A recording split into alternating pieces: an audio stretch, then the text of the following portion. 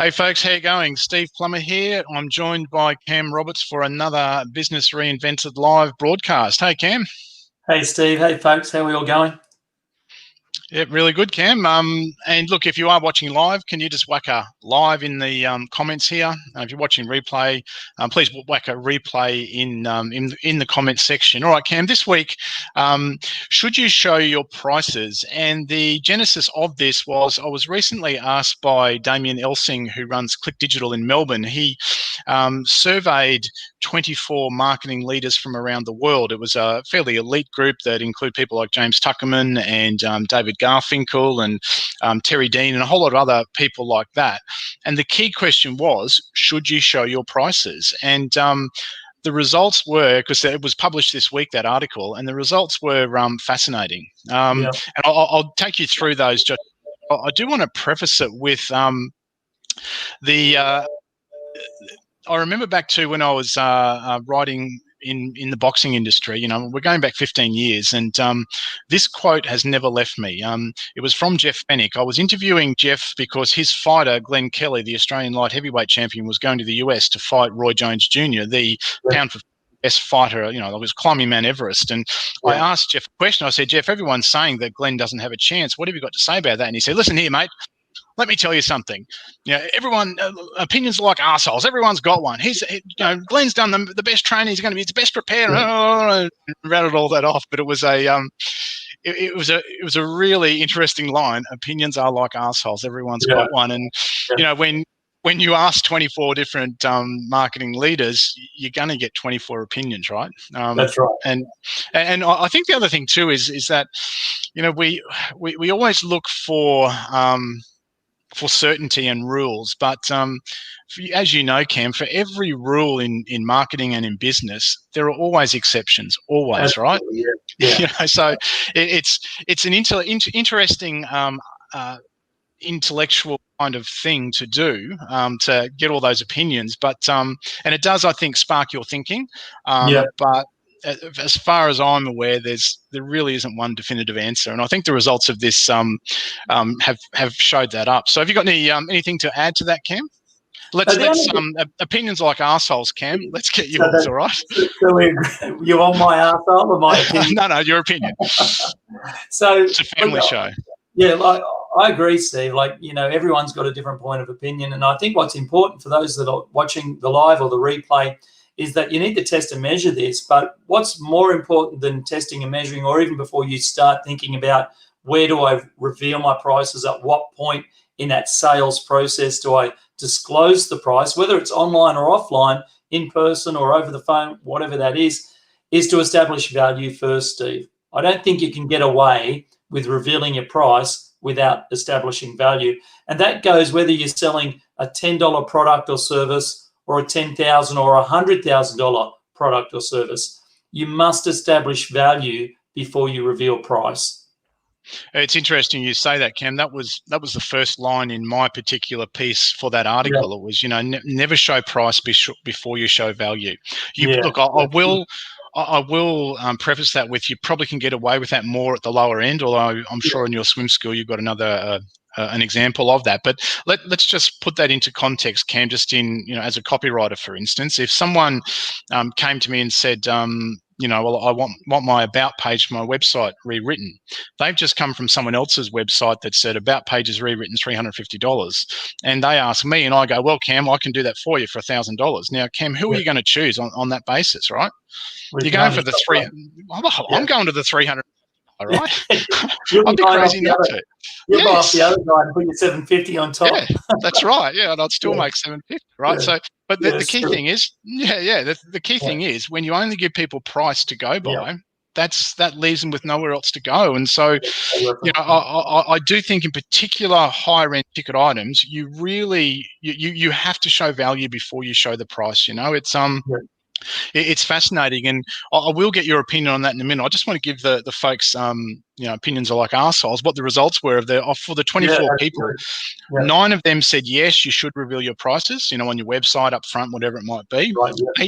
Eight said no, and 7 said it depends. Now, Right. I have to be in the depends, 2 bob each way. And I guess that's reflective of what I just said then, in that, if it's a low ticket item, you've probably got more leeway of getting away with it. But the rewrite my about page, you can't leave a client or prospect nowhere else to go other than price, because if that's all they see, that's what they're making, and they're making their decision on. And when that's the case, lowest almost always wins. And then how do you beat the lowest price? You go lower. How does that? But there's just becomes this race to the bottom. So I did see somewhere a couple of comments, from that was, if I don't see the price, I never buy from that person. Well, okay, fair enough, but everyone's not for everyone. I reflect on my clients in South Australia in the farming industry. Their competitors' catalogues prices, special, lowest. They never show prices on their catalogues, and they still do very, very, very well. Yeah, that's good. I think the only time that you should really show prices up front, or everyone's got an opinion on this, but when you were talking about before, I was thinking about e-commerce stores, Steve. Someone clicking through from an ad or clicking through from an article they just read, or doing a Google search and landing on something they want to buy. So they go to Google and do some shopping. I was shopping for shoes recently. So I went into Rebel, had a look at the shoes. They're the prices of the shoes I want. I've got a fairly wide foot, so I need a particular style of shoe for jogging and running and walking. Rebel didn't have that particular style of shoe. So I came home online, Googled it under shopping, and the list came up of shoes. Now, a shoe is a shoe, as you said, Steve, right? I know the shoe I want. It's got a certain width. It's a certain make, and I just shop on price alone. So why would I pick any other shoe supplier online other than price, right? So in cases of e-commerce, often and always, you do sell on price. But for when it comes to things like other products, other services, high-end products, mid-tier products, or even cheaper products like swimming lessons, you can compete on price, and you can be the dearest and the most expensive if you offer that value and you produce the goods, right? So it's no good. Your key word is value there, right? And obviously, and I'll get you to explain this in a minute, but you obviously have to show that value before you show the price, right? Correct. So you can always sell at premium prices and beat the competitors and not go into that race to the bottom, Steve, that you spoke about. And how we used to do it at the swim school, we used to sell our swimming lessons for around $4 more than our competitors. So our competitors were selling for around $8, $9 a lesson, and we were selling for $12 to $13 per lesson. Now, pretty much every time someone rang up and asked about swimming lessons, the first thing they would say on the phone is, "My name's Mary Jane. I've got a little kid. How much is your swimming lesson?" Right? It's just the first thing they don't know what else to ask. That's the problem, I think, Steve. They don't know what else to ask. So I used to teach my staff to answer the question with a question. And so when they said, "How much are your swimming lessons?" we would say, "How old are your children?" Right? And then, "How long have they been swimming for? And can you tell me a little bit about their experience? And what sort of teacher are you looking for?" And then that conversation would just go off on another direction. And often we would get them in for a look around the swim school. So we'd say, "Hey, why don't we book you in for a time to come and look at the swim school? You can check out the teachers, see if we're a good fit, and then we can go from there." And then when they came into the swim school, they'd introduce themselves. We already had a conversation on the phone, and then we'd walk them up on the deck. We'd show them the teachers. We'd show them the class that they would be going in. And then by the time we've done all that, we've walked down, they've forgotten about the $8 lessons down the road. And literally our competitor was down the road. And I'm talking like 150 meters down the road on the other side of the road. And so, when you frame up the whole process like that, it makes price evaporate. But you do have to have a quality product or service to charge premium prices. Yeah, I think one really important word you mentioned there was a phrase, to see if we're a fit. Yeah. Right. And I think one of the issues with the need to show price is that you are trying to appeal to everyone, right? And everyone's not for everyone, and that's okay. And to not be a fit for someone is nothing bad. Yeah. So just be careful of that, because it can be let's just pick anyone, let's just accept anyone. If you're not a fit, you're not a fit, and it's not a comment on you or the customer. You're just not a fit. Not everyone in this world jives with everyone. Yeah, that's good. That's good. Especially in a service-based, there's probably a lot of other people watching now. They could run a personal training, type business, or a service-based business, or other coaches, consultants watching this. You shouldn't you shouldn't take on every client that reaches out to you, or every prospect that reaches out to you. You should be interviewing your customers and clients more than they should be interviewing you. Yeah. If I could just, one of the participants commented too on that article, James Tuckerman. He said it seems to be a common thread is the price of the product or service, and how easy it is to quickly understand the value. If it's a complicated and expensive service, hold back on the price, that is. Yeah. If it's cheap and obvious, share the price up front. If it's something that's easily explained and can be turned into a package, well, then it's down to business.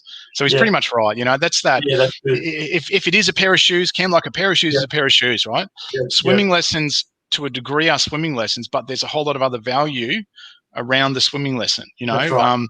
An about page rewrite is an about page rewrite, except if it's done by someone with a heck of a lot of experience versus someone who hasn't had much experience. Yeah, so that whole thing, if it's a fit, if it's complicated, if there's multi layers to it, pricing up fronts is problematic. I think it suppresses conversions anyway in that instance and in that context. Yeah. And really, it doesn't matter whether it's online or offline. You've still got to follow that context. Oh, totally. Yeah. We weren't talking media here. We were talking that that whole dynamic of should you show price or not. Yeah. Yeah. Excellent. Yeah. Well, Steve, is there anything else you want to share from that report that you're talking about?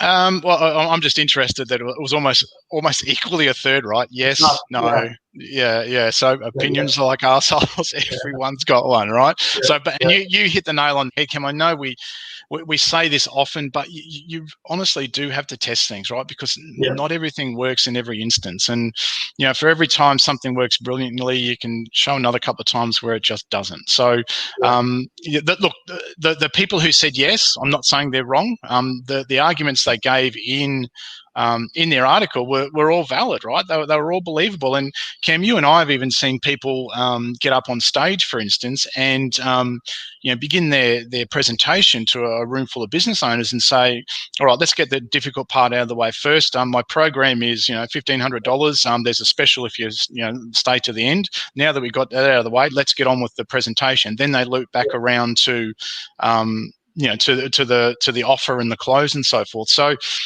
there are many ways to be right and many ways to do things, and that's why there's just an example that broke the rule of don't show your price up front. So it's an interesting and complex kind of thing. So you do have to test it out. But my default position is, don't, like you said at the start there, don't show price until you've showed value. That's my default starting point, and then you work around it from there, as far as I'm concerned, in my opinion. Yeah. And your opinion weighs a lot, Steve, because you've written tens of millions of dollars worth of sales copy. So you've got that experience on board as well. So it's great to hear. Yeah, thanks, Cam. All right. That's a wrap. That's a wrap. Almost 15 minutes. So thanks very much, Steve. Thanks, Cam. Enjoyable as always. And thanks, folks, for tuning in. Great to see you here. Cheers.